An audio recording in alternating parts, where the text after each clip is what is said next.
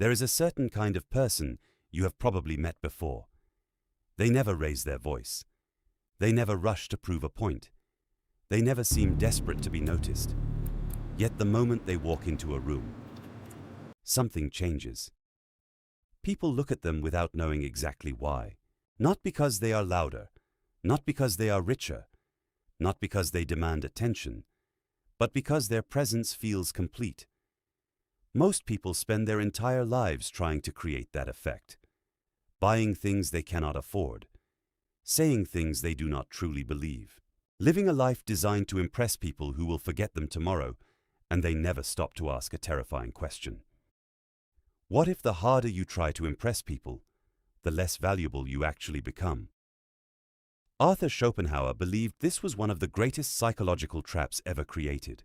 He argued that humanity is divided into two invisible groups, those who live through themselves and those who live through the eyes of others. At first glance, the difference is almost impossible to notice. Both groups work, both have friends, both chase success, both smile, both seem normal.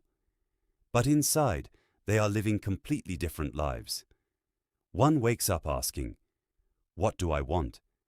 The other wakes up asking, "What will people think?" That single difference silently determines confidence, freedom, peace, and even intelligence, because according to Schopenhauer, the moment another person's opinion becomes more important than your own judgment, you stop directing your life and begin performing it. Most people never realize this has happened. They simply call it being social, being ambitious, being successful. But beneath those beautiful words, something darker is taking place. Every decision slowly becomes a negotiation for approval. Every achievement becomes another attempt to silence insecurity. Every conversation becomes an audition. And every victory lasts only until someone else receives more attention. It is an exhausting game, because the rules constantly change.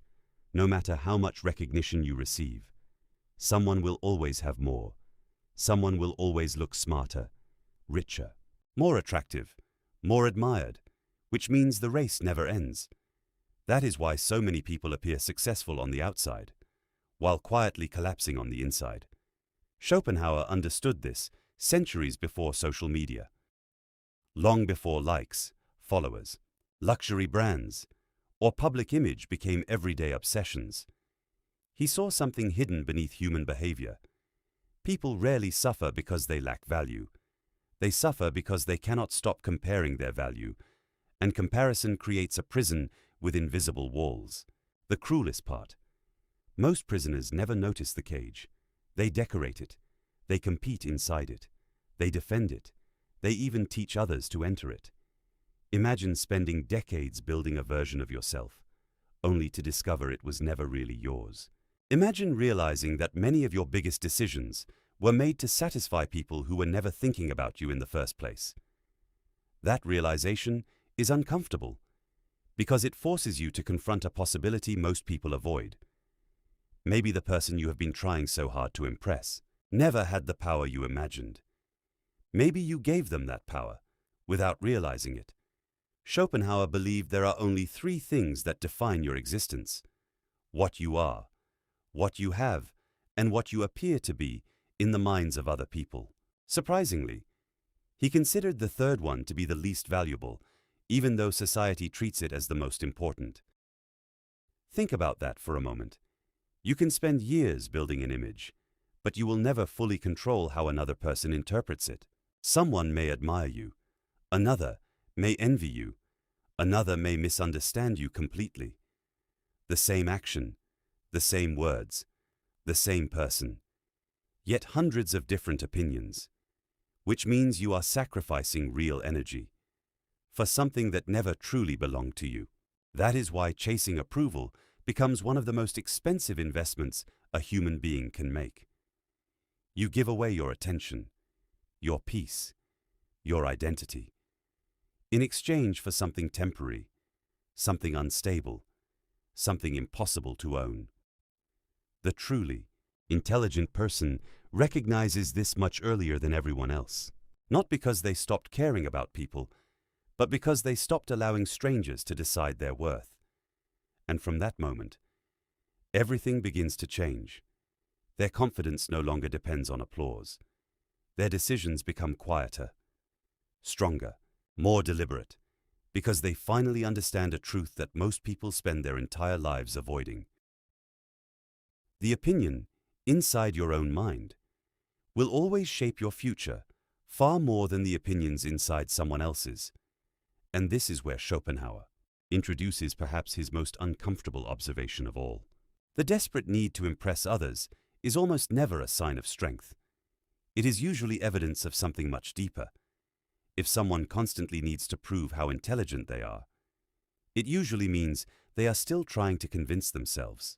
That idea makes people uncomfortable because society teaches the exact opposite. We are told to advertise our achievements, display our success, talk about our victories, build a personal brand, stand out at all costs. But Schopenhauer saw something hidden beneath all of that. He believed the louder someone tries to display their value, the more likely it is that they secretly doubt it. Think about the people who constantly remind everyone how successful they are, how intelligent they are, how influential they are. Why is the reminder necessary? Real strength rarely introduces itself. It simply exists. A mountain never announces its height. The ocean never explains its depth. And genuine confidence never feels the need to defend itself. Because certainty is naturally quiet. Only insecurity keeps talking. Schopenhauer compared the search for recognition to drinking seawater. The more you drink, the thirstier you become. Every compliment creates the need for another. Every promotion loses its excitement. Every achievement quickly becomes ordinary. Soon, you are no longer chasing success. You are chasing the emotional relief that comes from being admired. But admiration fades. Always. People become used to your accomplishments. They expect more. The applause gets shorter. The standards become higher. And before long, you find yourself running faster. Not because you truly desire more, but because stopping feels like disappearing. That is the hidden addiction. Not success. Validation. And addictions always demand a higher dose. This explains why some of the wealthiest, most famous, and most accomplished people in history still lived with unbearable anxiety. They had everything, except independence from other people's opinions. No amount of external admiration can fill an internal void, because admiration was never designed to become your identity. The intelligent person eventually realizes something extraordinary. Respect earned from others is valuable, but self-respect is essential. One can disappear overnight. The other remains even when the entire world turns its back on you. That changes the way you move through life. You stop entering conversations to impress. You begin entering conversations to understand. You stop speaking simply to be noticed. You begin speaking only when your words actually add value. Silence no longer feels uncomfortable. It becomes powerful. Because silence cannot expose insecurity. Only unnecessary words can. Perhaps this is why the wisest people often appear mysterious. Not because they are hiding secrets, but because they no longer feel obligated to reveal everything they know. There is enormous psychological power in restraint. Most people believe influence comes from saying more. Schopenhauer believed influence often comes from needing to say less. That is a lesson almost nobody practices today, because modern life rewards constant exposure, constant opinions, constant reactions, constant performance. But every performance has a cost. The more masks you wear, the harder it becomes to remember your real face. Eventually, you are no longer acting for other people. The performance becomes automatic. You wake up already wondering how you should appear, instead of asking who you actually are. That is where identity begins to disappear. Not through tragedy, but through repetition. One small compromise at a time, until the person in the mirror feels strangely unfamiliar. Schopenhauer warned that this quiet surrender happens long before people notice it, and recovering from it requires something most people fear. Solitude, not loneliness. Solitude. There is an enormous difference. Loneliness says, I need someone to complete me. Solitude says, I am complete enough to choose my company. That distinction changes everything, because the person who cannot tolerate being alone will eventually tolerate almost anything. Bad friendships, empty relationships, disrespect, manipulation, even humiliation, simply to avoid facing themselves. But the individual who becomes comfortable in silence develops something that cannot be purchased. Inner stability. Schopenhauer believed that the richer your inner world becomes, the less dependent you become on external entertainment, external validation, or external approval. That is why he made one of his most controversial observations. People with the deepest minds often require the least attention, not because they dislike others, but because their own thoughts provide a kind of companionship that shallow distractions never can. And this leads to one of the most misunderstood ideas in all of his philosophy. Being alone does not automatically make someone wise, but needing constant company almost always reveals hidden weakness. The strongest people are not those surrounded by the biggest crowd. They are the ones who remain completely themselves, even when the crowd disappears. And once you truly understand this, you begin to notice a pattern that has always been hiding in plain sight. The people who chase attention rarely command genuine respect, while those who no longer seek attention often become impossible to ignore. That paradox is no accident. It is the natural consequence of psychological freedom. And in the next idea, Schopenhauer reveals why truly intelligent people never perform their intelligence for an audience. Because the moment knowledge becomes a performance, it quietly stops becoming wisdom. Knowledge has become one of the most misunderstood status symbols of the modern world. People collect facts the way others collect luxury items, not because those facts improve their lives, but because displaying them creates the appearance of intelligence. Schopenhauer saw this long before the internet existed. He noticed that there are two completely different ways to acquire knowledge. One is for understanding, the other is for display. The first transforms your thinking. The second transforms only your image, and the difference between them is enormous. A person who learns for understanding becomes more capable, more independent, more difficult to manipulate. A person who learns for display becomes trapped in another performance, constantly searching for opportunities to prove what they know, to correct others, to win arguments, to appear superior. But wisdom and performance rarely coexist, because wisdom seeks truth, while performance seeks approval. One is internal, the other is external. One creates freedom, the other creates dependency. That is why some of the smartest individuals you will ever meet seem surprisingly ordinary. They do not constantly advertise their intelligence. They do not turn every conversation into a competition. They do not need every room to acknowledge their expertise, because their knowledge serves a purpose beyond recognition. It serves their life. Schopenhauer believed that when someone truly understands something, the desire to show off often disappears, not because they become arrogant, but because they become secure. And security has a fascinating characteristic. It does not require witnesses. The insecure person wants to be seen. The secure person wants to see clearly. Those are completely different goals. Perhaps you have already noticed this pattern yourself.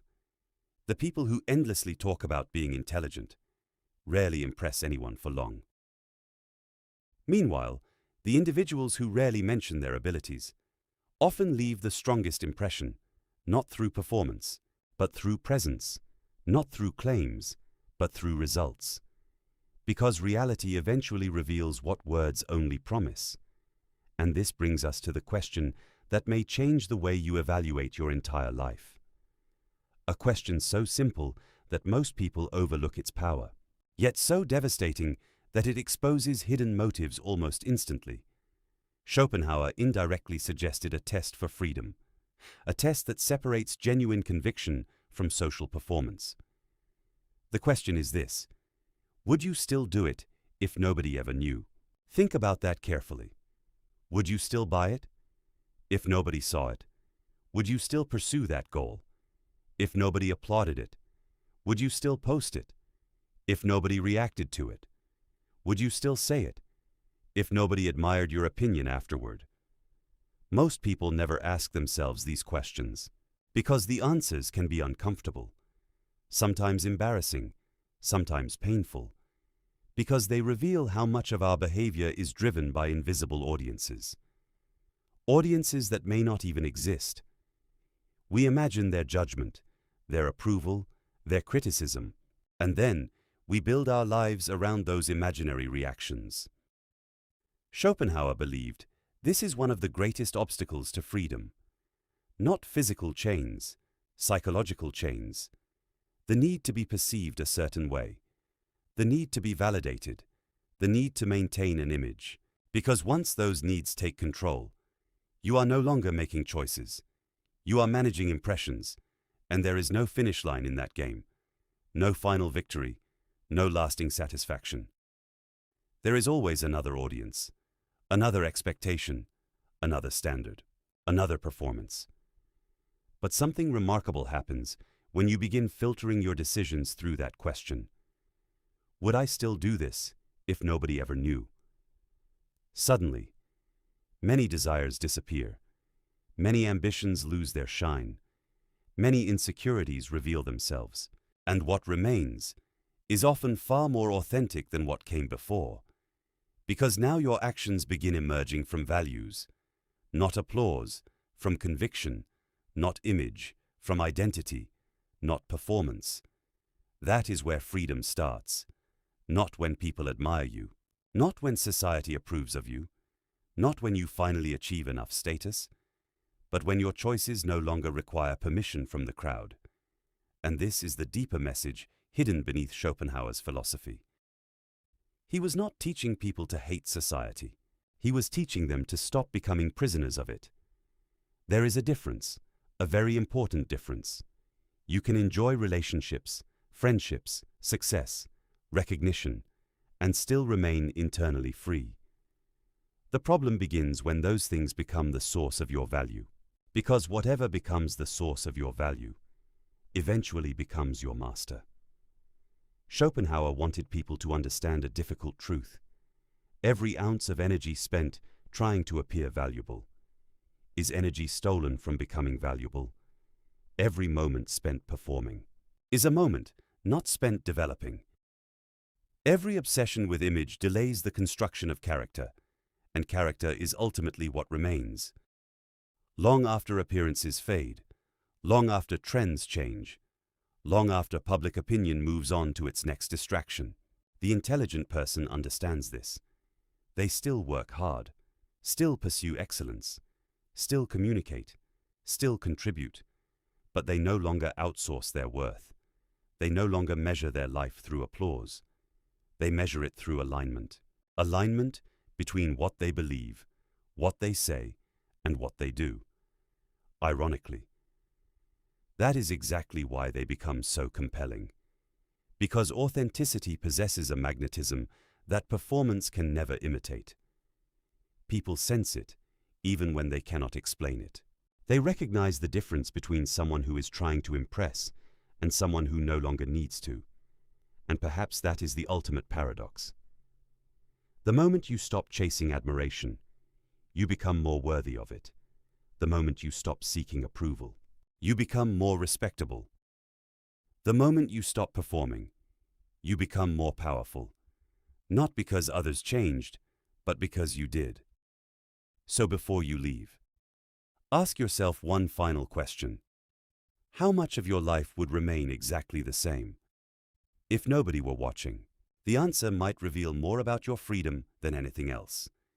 If this video made you reflect on your own experiences, share your thoughts in the comments, and if you enjoy exploring the hidden psychological truths behind human behavior, Subscribe to the channel and join us for the next journey. Because some of the most important lessons in life are the ones nobody teaches until it's already too late. And as always, power is never loud.